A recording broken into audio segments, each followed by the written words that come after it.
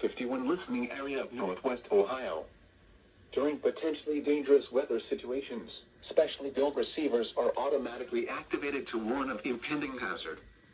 Tests of these receivers are normally conducted by the National Weather Service every Wednesday between 11 a.m. and noon. When there is a threat of or existing severe weather in the area, the test will be postponed until the following day. This ends the test of National Weather Service weather radio warning alarm.